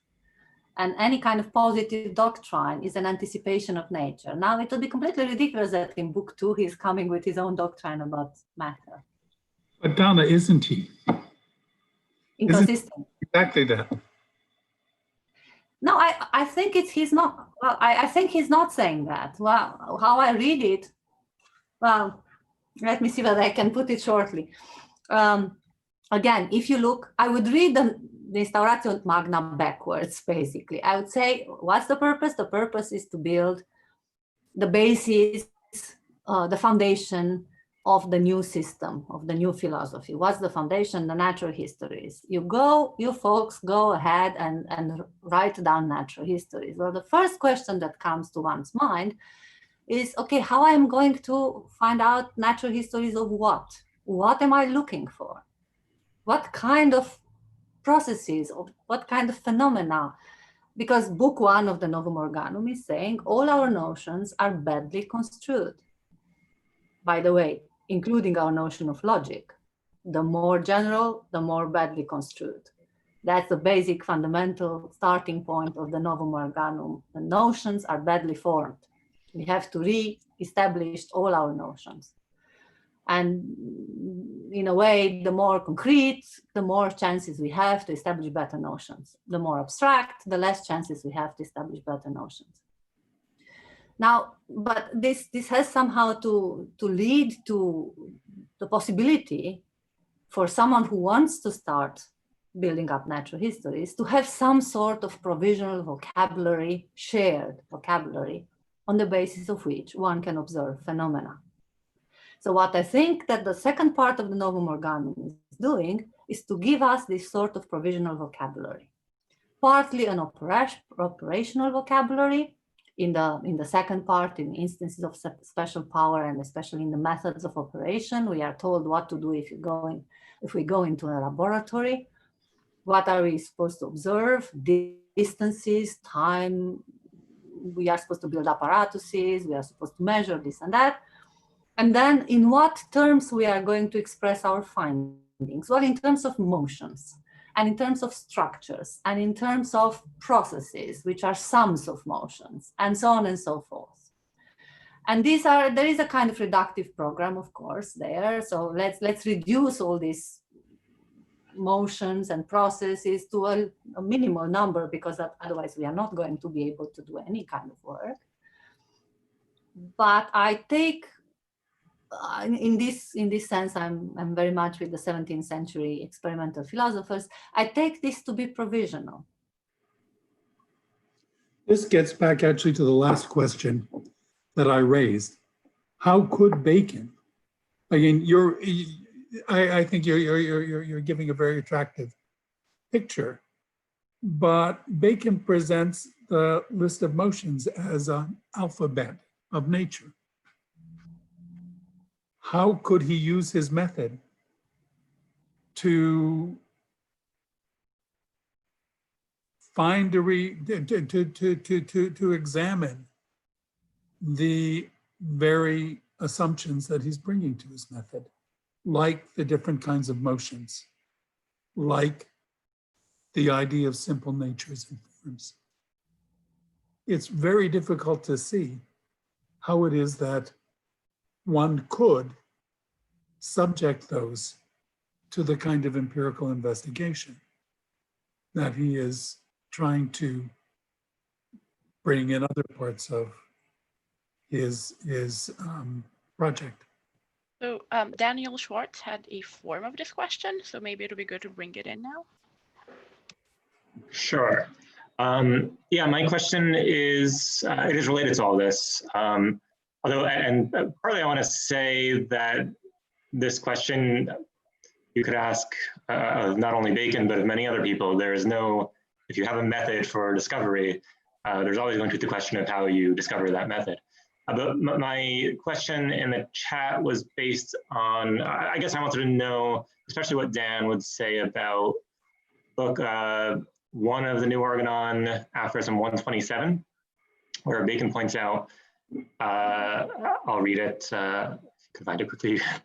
Someone will also put it forward as a doubt whether I speak of natural philosophy alone or whether I also speak of perfecting the other sciences. logic, ethics, and politics by taking the route I have mapped out.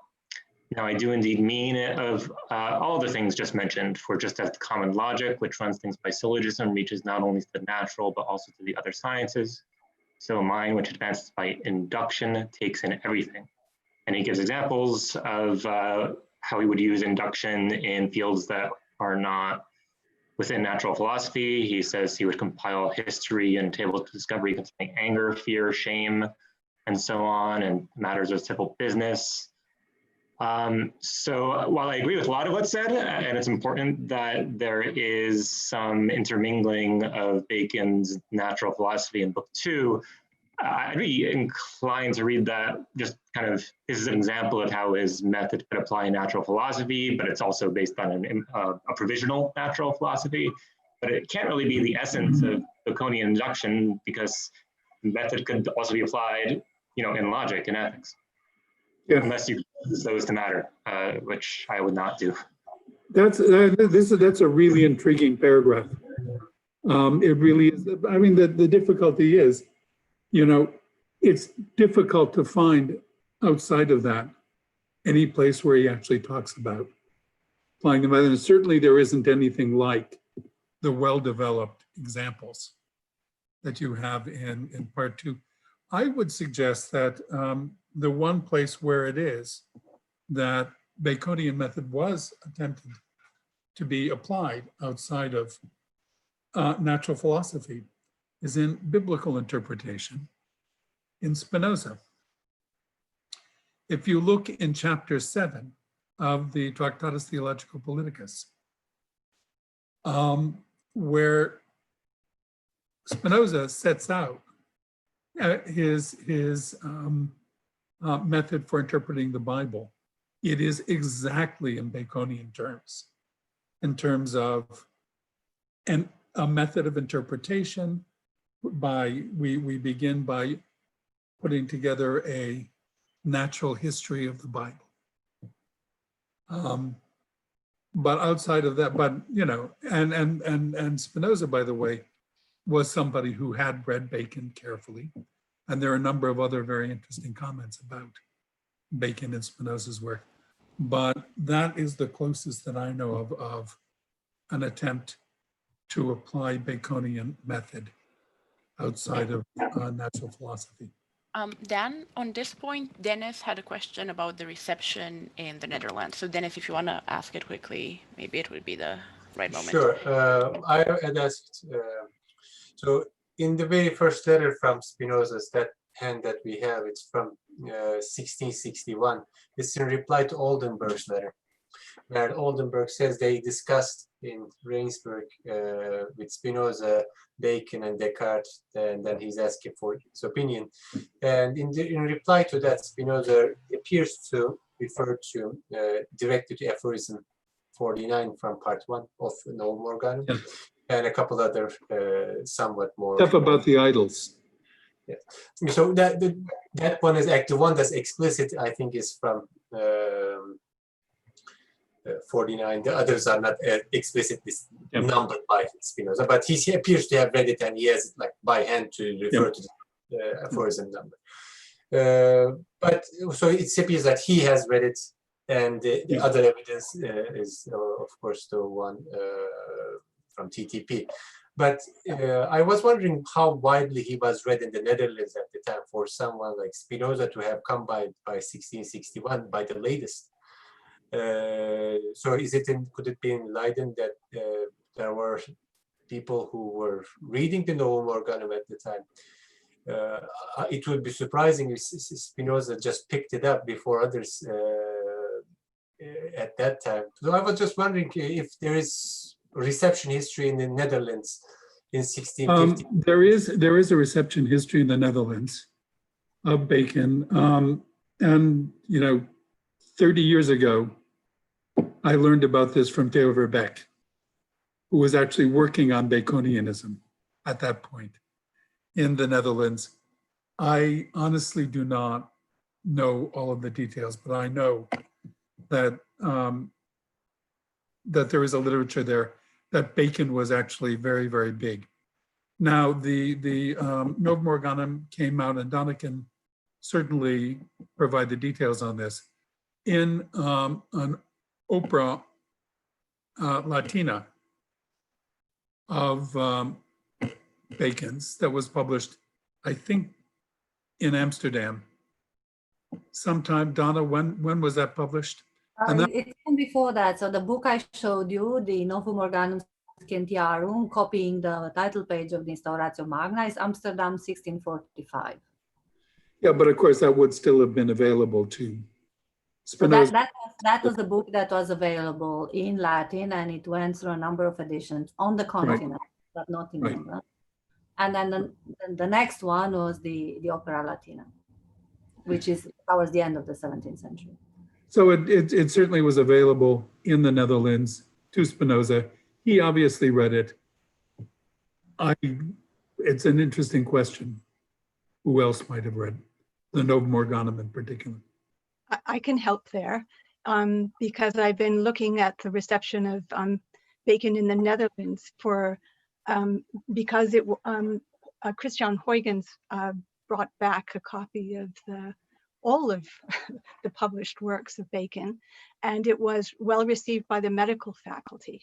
And so in the Netherlands, in Leiden, and all of the medical faculties in that part of the world. And so as early as 1630, you have Bacon referred to as a medical author alongside Avicenna. This is the history of life and death. Yeah, well, it's not just the history of life and death. That's what's interesting, because the first edition in 1634 lists Bacon as a medical author in this big medical bibliography by van der Linden. And so the texts that are considered medical are the history of life and death and Silva Servarum. But as the editions continue through the 17th century, it gets bigger and bigger and bigger. By the 1681 edition, everything in Bacon is considered medical.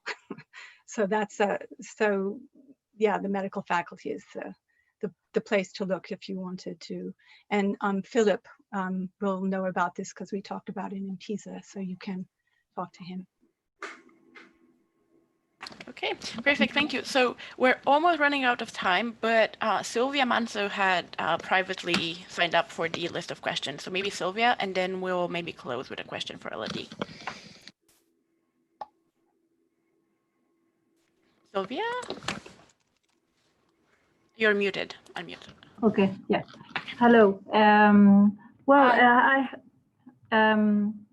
I have a question for Dan about the idea of forms as recipes, because I think that they are not the same thing. So forms are in nature, you can know them and reach actions, and actions are definitions of how matters, corpuscles work when simple nature is present in a body.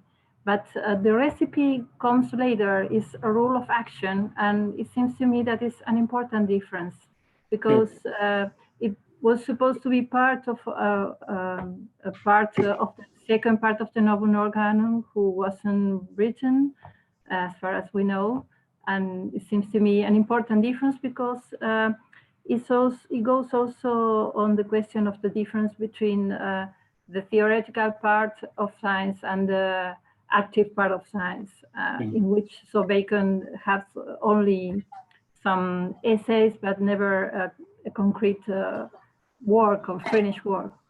On the other hand, I have a comment also on Ori's talk, because I was thinking that maybe he was claiming that on the one hand we have atomism, and on the other the speculative matter theory.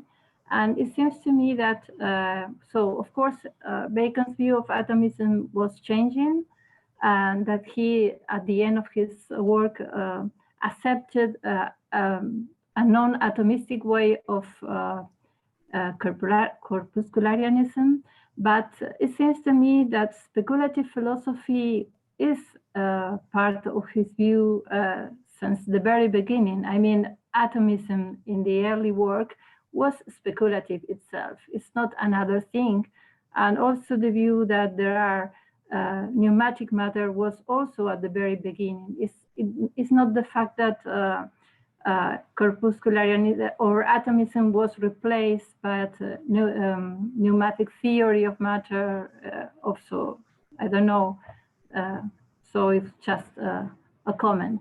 And also, I agree absolutely that forms are arrangements of matter of the corpuscles, and it's very important, in my view, to see that for Bacon there is never rest in matter. So matter is always having appetites. That means that always is emotion, even if motion is rest. It's in that case, so. Just briefly, you're absolutely right. There is a distinction between forms and I think what he calls axioms, between the active and the theoretical. And I was just careless. Okay. I would also like to add something, because that relates to Catherine Brading's previous question about whether Bacon really needs a meta theory. And the answer is yes, but the meta theory, it's very general. So as we have seen already, so he's exploring all sorts of avenues, atomism, continuity, tangible versus pneumatic. If you think of the tangible versus pneumatic, that's also something extremely general, because there is not you don't have anything in the world that is forever pneumatic or something in the world that is forever tangible. There is a continuous transformation of one into the other. So in a way, the only thing that you have forever in the universe is that matter is appetitive. But since there are so many appetites and so many motions, even that is, it's a very, very general thing to say, because, okay, you have a phenomenon and then you can establish that there are some processes going on there, but there is always something else, a new process. And you have to distinguish between the three processes you have identified so far. And here is a fourth one, a new one. How do you distinguish it? Experimentally. And by experiments, it's like, you know, matter theory is like, it's like a lens that you look through. And then by experiments, you are approaching closer and closer a certain body or a certain phenomenon. So in this sense, I'm saying that, of course, there is a kind of Baconian matter theory, but it's not a doctrine of matter. It's something much more sophisticated, much more like a provisional vocabulary of talking about matter while you are playing in the laboratory with natural phenomena. Can I add to that briefly? Go for it. Oh, okay. This is the way I read the Baconian matter theory. It's a general framework of asking questions about nature rather than some content that you sort of try to use that to explain the phenomena that you're investigating. So the appetites and inclinations are completely unknown before the investigation, and you're just giving, you know, bodies have parts and these parts have arrangements. And so if we study how these arrangements change, we will discover what a body is, what a thing is. So what a thing is not something distinct from how bodies transform and how bodies change how their parts are reconfigured in space. So I think of it as a very general framework with which we can focus our attention on natural processes. Okay, everyone, so we're basically out of time. Any closing comments from any of the people on the panel? I'm sorry we couldn't get to all of the questions, but there were just too many. Thank you all. This was a marvelous discussion. Thank you. Maybe about the Bacon in Netherlands, Beckman reads Bacon, and Paul Divon in La philosophie néerlandaise au siècle d'or is very clear on this and useful reading. Well, thank you for the organization, Dana, Dan, and Ori, and everybody. Can I ask an English major question? Who is speaking now? This is Richard Schreier. Okay. I guess I'm the only English professor in this group. Yes. So my question, which is addressed to Dan, but really the whole group, and has to do with a lot of talk about science and medicine in the period, is how do we know when something is a metaphor and when it's being seriously asserted? And it seems to me that the Bacon's talk about appetites is exactly raises that question. I mean, if it's a metaphor, it means it's just a way of talking about something else. If it's a substantive assertion, then it's an assertion in itself. And this seems to me to happen all the time in Galenic medicine. We don't know whether they're talking metaphorically or literally. So, I mean, I just want to raise the question. We probably don't have time to discuss it, but in what sense is this talk about appetites metaphorical?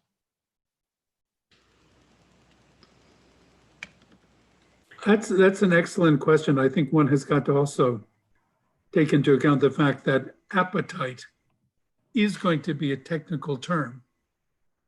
For example, in the Aristotelian theory of the soul. And when Bacon is using it, when other philosophers are using it, there is certainly, I think, a reference back to that, which is, I think, non-metaphorical. But I think it's often very hard to know what's metaphorical and what's literal in all sorts of discourses in the period. And it's really, I think you get into trouble if you take metaphorical language overly literally. Anyhow, I just, it's a worry. No, I think you're right, but it's worth mentioning that Bacon has what we will call today several layers of metaphors. So appetites are used also. So when he talks about appetites, he also talks about fables and Cupid and I don't know who is I think Persephone is part of the story of the appetite. So who is helping me here? Maybe Sorana is helping. Sorana, you're muted. You wanted to say something, but you're muted. Proserpine. I still didn't get it. I thought it was Proserpine. Yes, Proserpine was part of the story of the appetites. So what I wanted to say is that Bacon is using these terms that are new terms, and he's introducing them, redefining appetites, redefining form, redefining heat. But he's also using another layer of metaphorical labeling taken from the fables and creating emblems of the same things. So it's difficult to say that appetites are metaphorical in our sense. They are certainly not literal in our sense, but they are certainly less metaphorical than when Bacon is talking in the language of the fables. I'm not sure that affections and tendencies are the same.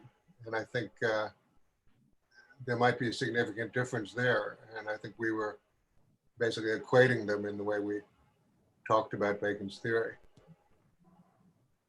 So again, just a warning about how tricky this language is. And I think an appetite and a tendency are not the same and don't have the same sort of ontological picture. So. What's interesting is that he calls them motions, which is and distinguishes them from what Aristotle and Aristotelians meant by motions. I think that this is very important as an ending point of our discussion, that it's kind of emphasizing my initial point that the Novum Organum Book 2 is about introducing and defining terms, the terms of the new science. And clearly, Bacon is struggling with these new terms. And clearly there is a mess in the Novum Organum Book 2, as in other books by Bacon, because he's really taken, you see, he's inventing new terms and he's defining them, and it's as if these terms are taking over him. So to follow up Bill Eaton's criticism on how Bacon falls praise to his own idols, I don't see him falling praise to anticipation so much, but to the idols of the tribe for sure. No, sorry, to the idols of the market. Yeah, that's the words. He's kind of taken over by his own words and gets kind of excited about these new terms and inventing more and more and more terms. And Novum Organum is just full. I mean, no one has ever made a classification and a vocabulary of the second book of the Novum Organum, because it's really full of all sorts of terms, all sorts of crazy names. And that would be a very interesting project to see why he's giving these kind of names. Is it just, as you know, to take the point of the previous speaker, is it just metaphorical? It gets taken over by his own metaphorical language, or is he really serious? Is it really intending to create a new language of science that talks about, I don't know, instances of the lamp or instances of the summoning instances, or all these names that he gives to all these 27 instances of special power? Does he have an idea of a science that would really use all these terms, and how? Great. Dolores had her hand up, and that will really be our last question.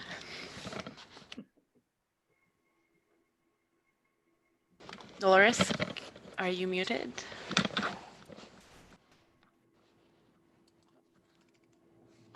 Yes, there was a point about Elodie's presentation of logic that I wondered if she could shed some light on the work of the interpretation of nature being the discovery of the cardinal virtues of nature, and how whether or not your presentation can work in ideas about the interpretation or the kingdom of man, which is not usually emphasized in the title of the second book, but is very surprising and prominent when you look at all of the examples and all of the aphorisms about the transformation of man physiologically and